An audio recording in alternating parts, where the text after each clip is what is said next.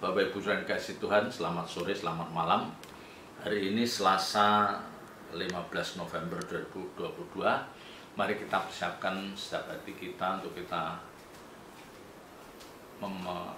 mendengar kebenaran firman Tuhan dalam pesan gembala pada sore hari ini. Mari kita awali di dalam doa.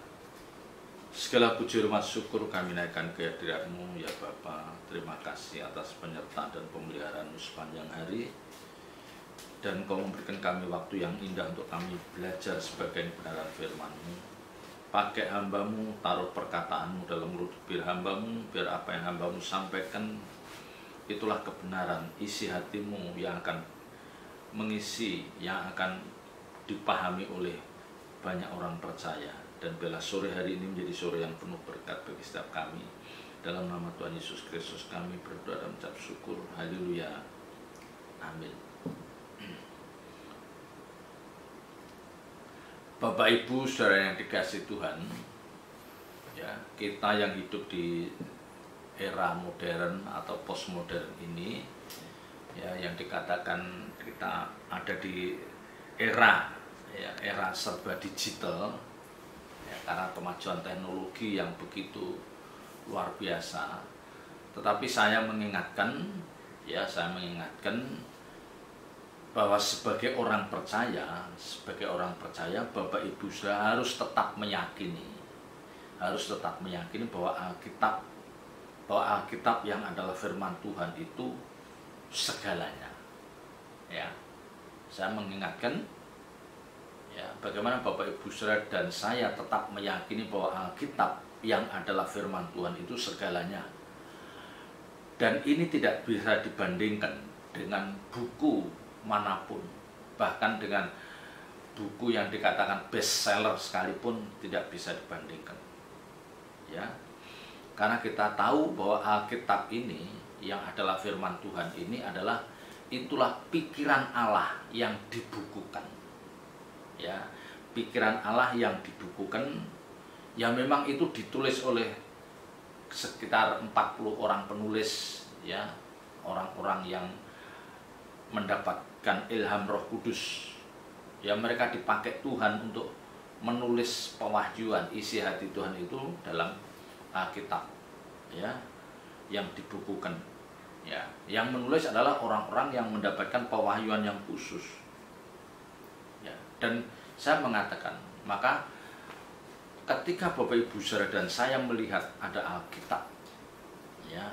kita melihat Alkitab yang adalah firman Tuhan, kita langsung berpikir, kita langsung mengarahkan pikiran kita bahwa itu adalah karya Allah, pikiran Tuhan yang dibukukan, ya, lewat orang-orang yang diurapi, ya, dalam pimpinan Roh Kudus.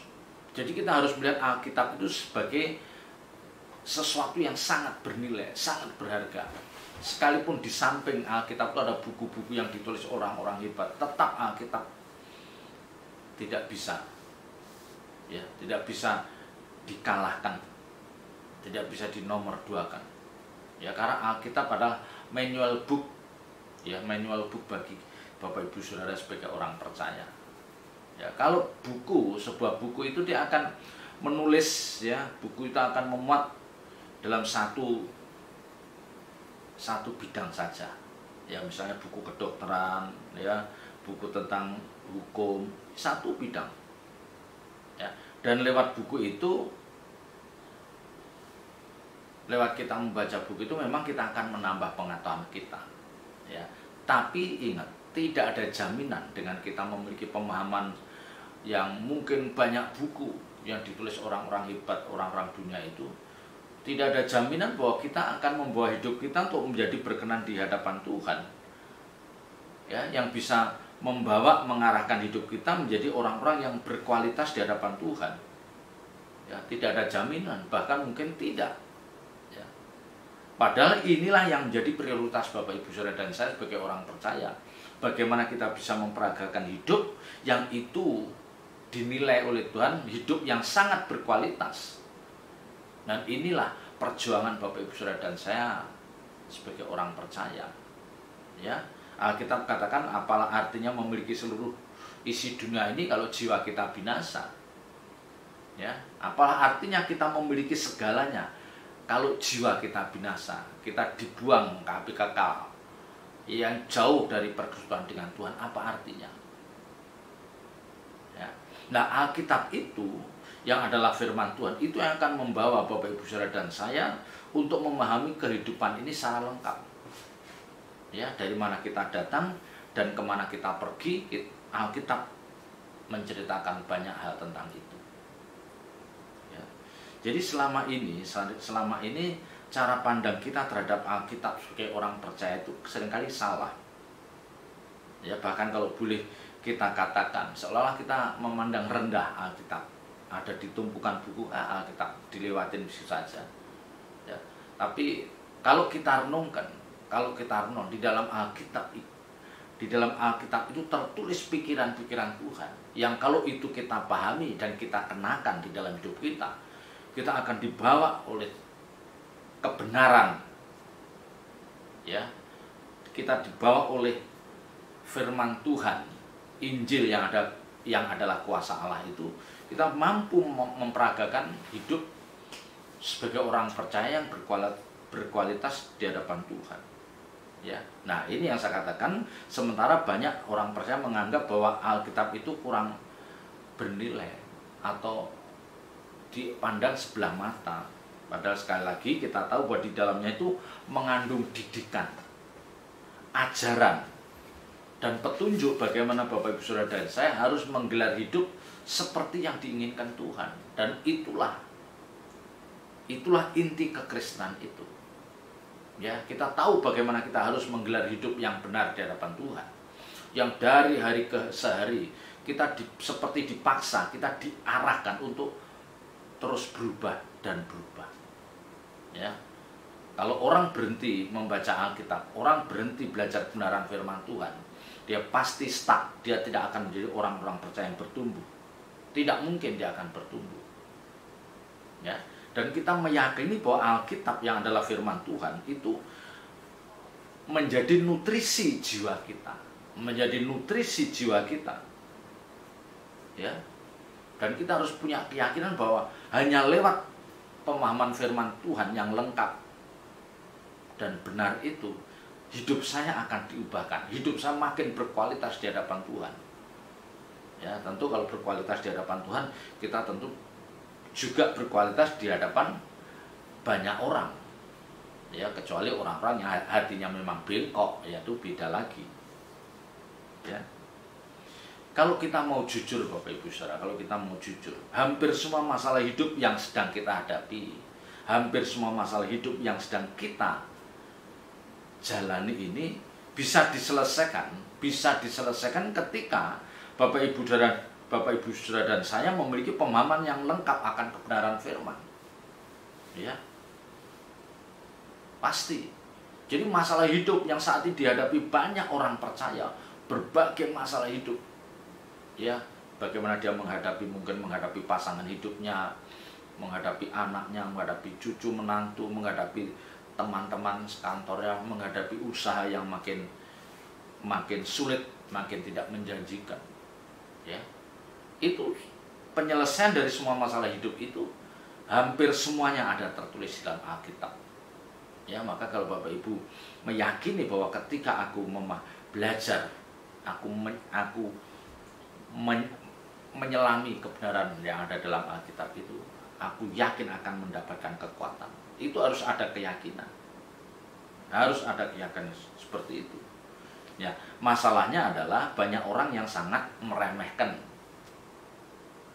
Alkitab, meremehkan kebenaran-kebenaran firman Tuhan. Itu yang menjadi masalah. Padahal kalau kita belajar dari kitab Mazmur ini, kita akan diberikan pandangan, kita akan dibukakan wawasan kita. Ya, bagaimana pemazmur ini mendefinisikan Alkitab, mendefinisikan kebenaran firman Tuhan, mendefinisikan Taurat Tuhan itu. Ya, kita awali pembacaan kita dari Mazmur 19 ayat yang ke-8. Demikian firman Tuhan. Taurat Tuhan itu sempurna. Ya, Taurat Tuhan itu sempurna. Torah, Alkitab, ya, yang isinya adalah firman Tuhan itu sempurna, menyegarkan jiwa. Ya, menyegarkan jiwa itu jangan diartikan seperti orang yang karena kepanasan terus mandi air dingin atau air hangat atau segar, bukan seperti itu. Ya, menyegarkan jiwa itu diterjemahkan dalam bahasa Inggris giving new life to the soul. Ya, giving new life to the soul. Jadi ini bukan hanya sekedar memberikan sukacita bagi Bapak Ibu Saudara dan saya, bukan itu saja, tetapi dikatakan memberi perspektif tentang hidup yang baru. Ya, jadi dengan kita makin memahami kebenaran firman Tuhan, kita makin seperti memiliki cara pandang yang baru tentang, kita bisa memandang kehidupan itu dengan cara pandang yang baru. Ya, yang itu akhirnya akan merubah selera jiwa kita. Ya, maka dikatakan Taurat Tuhan itu sempurna. Ya, sempurnanya apa? Sempurnanya artinya tidak ditemukan cacat, celah atau kekurangan apapun dari Alkitab ini. Tidak ditemukan. Ya. Jadi Bapak Ibu Saudara dan saya tidak perlu menghadirkan buku-buku lain, filosofi lain untuk melengkapi, tidak perlu. Ya, jadi seolah-olah karena Alkitab tidak mengajarkan hal ini, kita perlu ada buku ini. Oh, tidak mungkin. Cukup Alkitab. Ya, memang mungkin bisa kita menambah wawasan, tapi itu bukan berarti dia akan bisa menggantikan Alkitab, tidak. Semua hal pasti sudah tertulis, tersurat di dalam Alkitab ini. Ya, mungkin karena sekarang itu banyak orang-orang yang pengen dianggap lebih maju, ya, apalagi kalau dia seorang pembicara di mimbar, terus dia menyampaikan sesuatu yang kira tipis batasan antara dia seorang pemberita kebenaran dan dia seorang motivator. Ya, yang diberitakan di mimbar harus kebenaran firman Tuhan. Jangan justru kita belajar dari motivator. Ya, kita boleh mengerti itu, tetapi tetap Alkitab lebih dari segalanya. Kalau dikatakan Taurat Tuhan itu sempurna, artinya tidak tergantikan. Alkitab itu sudah cukup. Kalau toh Bapak Ibu sudah tidak tahu buku-buku referensi, buku-buku dunia, nggak masalah. Tapi kalau kita mengerti kebenaran ini dan kita renungkan siang dan malam, pasti Tuhan akan memberikan pewahyuan-pewahyuan. Ya, jadi jangan justru menghadirkan apa yang orang dunia kagumi di dalam gereja. Wah, motivator. Alkitab tetap di atas. Ya, di atas apa yang disampaikan oleh seorang motivator. Ya, masalahnya adalah jarang seorang pembicara mimbar itu kadang-kadang kalah dibandingkan dengan seorang motivator cara penyampaian itu. Nah, ini ya. Tapi kita tetap yakin bahwa Alkitab Taurat Tuhan itu sempurna. Dia menyegarkan jiwa kita, giving new life to the soul. Jadi jiwa kita itu seperti memiliki pemahaman yang baru tentang arti hidup ini. Kalau seorang motivator, dia mengajarkan bagaimana saudara bisa sukses. Ya, bagaimana saudara tidak minder. Ya, bagaimana saudara bisa mengatasi ketika berdiri di depan ribuan orang. Mengajarkan hal itu. Ya. Mengajarkan hal itu. Tapi kalau Alkitab, ya, kebenaran firman Tuhan mengajarkan bagaimana kita hidup benar di hadapan Tuhan. Ya, yang akhirnya kita menghadapi siapapun kita tidak ada rasa rendah diri, tidak ada. Ya, karena kita memandang sesuatu itu jauh lebih luas. Pandangan kita jauh lebih luas. Kita tahu bagaimana kita menghormati orang lain, bagaimana kita tidak merendahkan orang lain, bagaimana kita tidak mempermalukan orang lain. Di situ Alkitab mengajar. Ya. Jadi pemahaman Alkitab yang makin lengkap itu akan membuat kita memiliki perspektif, cara pandang tentang hidup ini makin lengkap.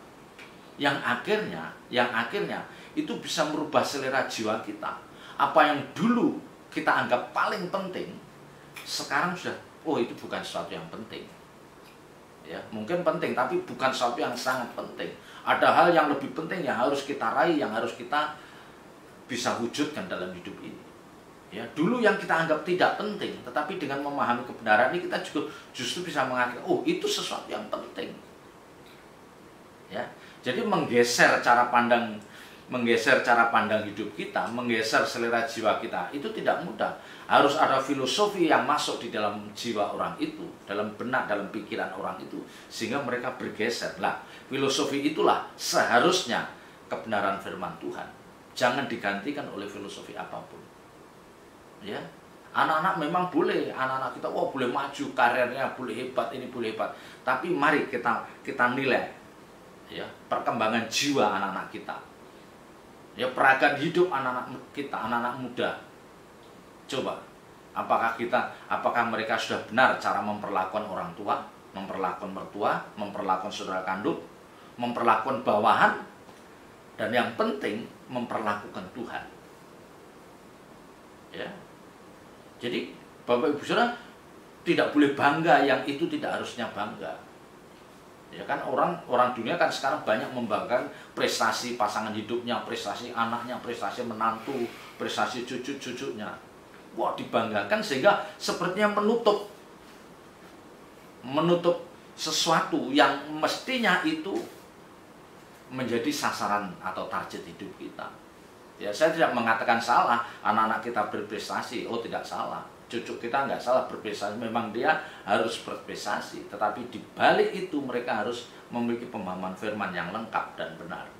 Karena kalau tidak, ingat, dia bisa terhilang. Ya, dia bisa terhilang jadi orang yang ateis. Ya, bisa dia nggak percaya Tuhan itu ada, ya. Bisa. Dikatakan lagi bahwa peraturan Tuhan itu teguh, memberi hikmat kepada orang yang tak berpengalaman. Peraturan Tuhan itu teguh, memberi hikmat kepada orang tak berpengalaman. Dikatakan teguh, peraturan Tuhan itu teguh. The witness of the Lord is certain. Ya, jadi peraturan atau Taurat. Jadi firman itu bisa dikatakan atau Taurat. Ya, bisa dikatakan Taurat itu sempurna. Bisa dikatakan juga peraturan itu teguh. Ya, memberikan hikmat pada orang yang tak berpengalaman. The witness of the Lord certain. Ya, jadi merupakan kesaksian Tuhan, dan itu pasti tidak perlu diragukan lagi. Jadi apa yang tertulis dalam Alkitab yang berulang-ulang saya katakan itu adalah isi hati Tuhan yang dibukukan, yang ditulis oleh sekitar 40 orang yang diberikan pewahyuan yang khusus. Ya. Dan disitulah Tuhan menjadi saksi hidup. Ya. Peraturan itu teguh. Ya, kebenaran itu teguh, tidak bisa tergoyahkan, tidak lekang oleh waktu dan tempat. Ya. 50 tahun yang lalu kebenaran itu tetap seperti, nanti 100 tahun yang akan datang tetap seperti, teguh, tidak bisa digoyah. Ya, bukan karena karena kondisinya udah beda, enggak bisa. Ya, karena zamannya sudah berganti, tidak bisa. Karena ini ada di dunia lain, maksudnya di benua lain, mungkin ini tidak bisa. Jadi Alkitab itu berlaku dimanapun dan kapanpun. Ya. Jadi ini tidak perlu diragukan. Ya, kita diajarkan untuk tidak meragukan kebenaran firman Tuhan. Bahkan dikatakan, bahkan bagi mereka, orang anak-anak atau orang-orang yang tidak berpengalaman, yang mungkin dia diragukan oleh banyak orang, tetapi Alkitab katakan memberikan hikmat kepada orang yang tak berpengalaman. Ini kan berbicara kepada orang-orang muda. Ya, misalnya dia fresh graduate, terus dia terjun di tempat kerja, dia mungkin diragukan oleh orang-orang sekitarnya. Dia masih muda, belum berpengalaman. Ya, tetapi kalau orang muda ini ya dipenuhi oleh hikmat Allah karena pemahaman akan Alkitab, orang muda ini akan pasti berbeda dengan orang-orang muda seusianya. Bahkan mungkin dia akan berbeda dengan senior-seniornya di kantor, karena hikmat Allah itu membekali dalam jiwanya, dalam benak pikirannya. Ya, ini pasti. Ya, memberikan hikmat kepada orang yang tak berpengalaman. Ya, hikmat itu bukan berbicara hanya kepandaian, bukan. Ya, hikmat itu pasti sesuatu yang datangnya dari Allah. Ya, sesuatu yang datangnya dari atas. Hikmat yang sempurna. Nah, itu bagaimana saudara mengambil keputusan, bagaimana kita bersikap, ya, bagaimana kita harus ya ditugaskan untuk mengambil jalan keluar dari segala masalah. Itu tidak mudah. Ya, belum tentu orang yang pandai itu akan mengambil keputusan dengan tepat seperti yang diinginkan oleh pimpinan, belum tentu. Disinilah perlu hikmat. Dan Bapak Ibu Saudara dan saya, orang-orang muda, sekalipun kita belum punya pengalaman dan banyak orang meragukan, tapi yakinlah dan percayalah, kalau kita memiliki pemahaman yang lengkap dengan kebenaran firman Tuhan, niscaya Tuhan akan menuntun setiap kita mengambil keputusan, setiap kita mengambil kebijakan, yang akhirnya mau tidak mau itu akan diakui oleh orang banyak. Itu akan diakui oleh orang banyak. Atasan kita mengakui, teman-teman kita mengakui, bahkan mungkin bawahan kita juga mengakui. Nah, ini putusan-putusan yang seperti itu pasti keluar dari orang-orang yang punya hikmat. Ya. Jadi Bapak Ibu Saudara harus percaya. Maka saya katakan, kalau kita memandang Alkitab di satu rak lemari atau di rak buku, kita harus mengerti bahwa itu karya Allah yang luar biasa. Ya, maka jangan kita tidak membaca. Waduh, menyedihkan itu. Ayat 9. Titah Tuhan itu tepat. Titah Tuhan itu tepat.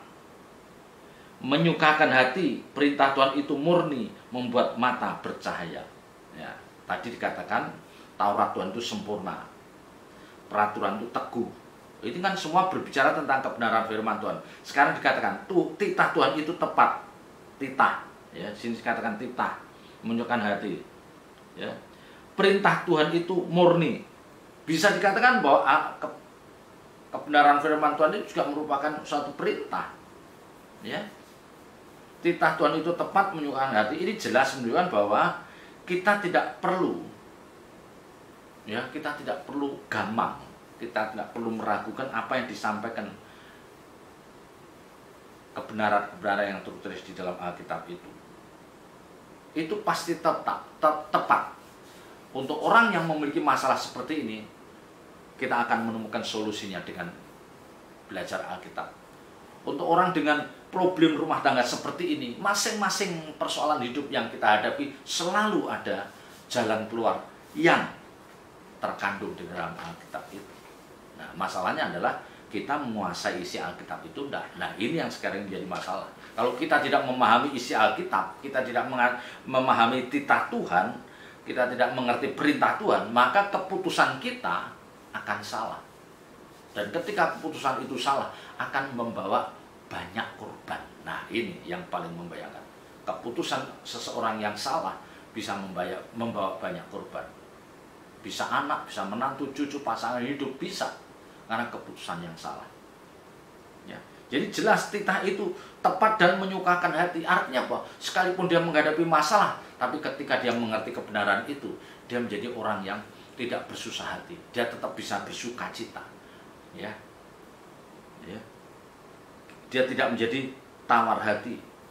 Dia menghadapi masalah hidup ini dengan sangat tenang. Ya. Perintah Tuhan itu murni, membuat mata bercahaya.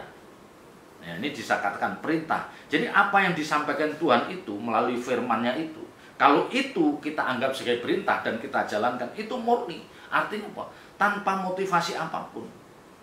Ya, yang intinya akan mengarahkan orang percaya itu, mengarahkan orang percaya untuk hidup benar di hadapan Tuhan.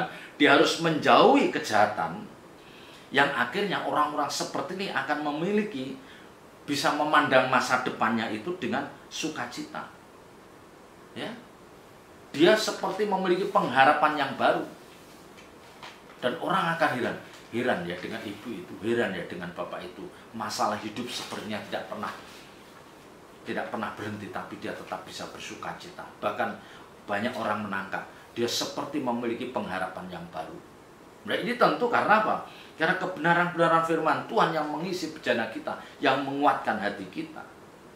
Ya, yang perintah Tuhan itu murni, membuat mata bercahaya. Artinya apa? Kita menatap masa depan dengan penuh pengharapan. Tidak ada rasa ketakutan sedikit pun, karena kita yakin bahwa Tuhan berjalan bersama kita. Sebesar apapun problem yang saudara hadapi, percayalah, Tuhan tidak akan meninggalkan kita berjalan dalam kesendirian.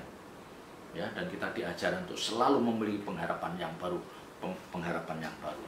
Dan itu hanya dimiliki oleh orang-orang percaya yang diperkaya oleh kebenaran-kebenaran firman Tuhan. Ya, selamat berjuang, Tuhan Yesus memberkati. Mari kita tutup dalam doa. Bapa, meterangkan firman-Mu dalam setiap hati kami dan ajar kami melakukannya. Roh Kudus, berikan kami kekuatan dan kesanggupan untuk melakukannya. Dalam nama Tuhan Yesus Kristus kami berdoa dan mengucap syukur. Haleluya. Amin.